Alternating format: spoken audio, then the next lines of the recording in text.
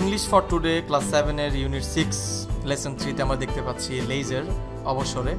তার লেসন 3 তে আমরা যা শিখবো হোয়াট আর দে ডুইং, তারা কি করছে। কিওয়ার্ডস দেখতে পাচ্ছি glide to, upload, download, messages. Glide to শব্দের অর্থ হচ্ছে লেগে থাকা, আঠা দিয়ে জোড়া দেওয়া, অথবা গ্লুইড টু বলা যায়। আপলোড শব্দের অর্থ হচ্ছে ইন্টারনেটে ফাইল সংযুক্ত করা, attaching files through internet. Download শব্দের অর্থ হচ্ছে নামানো, ইন্টারনেট থেকে ফাইল কপি করা।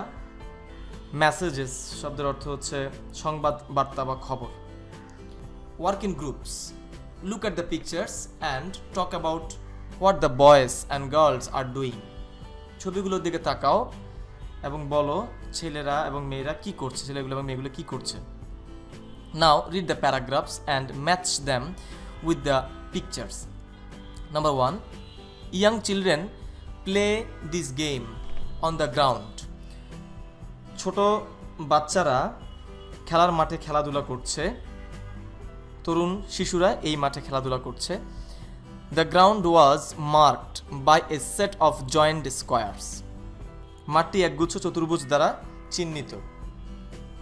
Each child throws a stone into a square, then hops, jumps on one leg and jumps along the empty squares to pick up the stone again.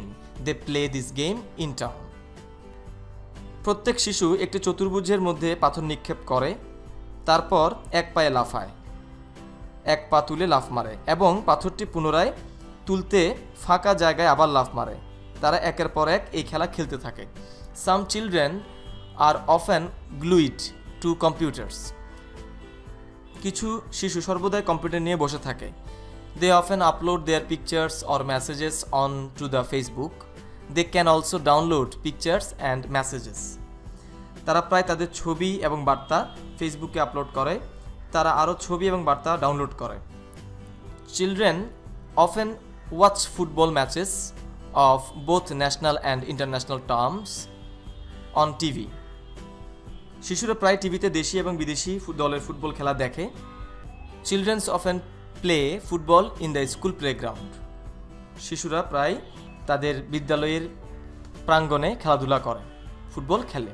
তাহলে আমরা 1, 2 এবং 3, 4 এই প্যারাগ্রাফগুলো পড়ে পিছনের যে ছবিগুলোর সাথে ম্যাচ করতে পারছি তা হচ্ছে 1 ম্যাচ করছে, অর্থাৎ মিলে যাচ্ছে ডি এর সাথে। নাম্বার 2 মিলে যাচ্ছে এ এর সাথে, নাম্বার 3 মিলে যাচ্ছে সি এর সাথে এবং নাম্বার 4 বি এর সাথে ম্যাচ করে যাচ্ছে। নাম্বার সি তে discuss in pairs and answer this question orally. যুগ্মভাবে আলোচনা করো এবং মুখে মুখে এই প্রশ্নগুলোর উত্তর দাও। Which activities mainly take place in cities and which activities mainly take place in villages. Also say which activity or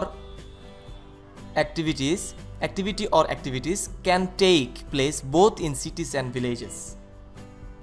দলবদ্ধভাবে আলোচনা করো এখন কোন কাজগুলো গ্রামে ও কোন কাজগুলো শহরে হয়। আবারও বলো অথবা আরও বলো যে কোন কাজগুলো গ্রামে এবং শহর উভয়ই হয়। Work in groups. Here is a list of children's activities. Which of them are free time or leisure activities and which are not? Why are they so?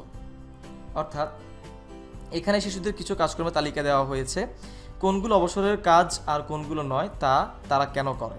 Reading for exams, listening to music, visiting relatives on weekend, attending music lessons, reading storybooks, going to movies occasionally, helping parents with housework, going on a picnic with family or friends, walking in the park on holidays.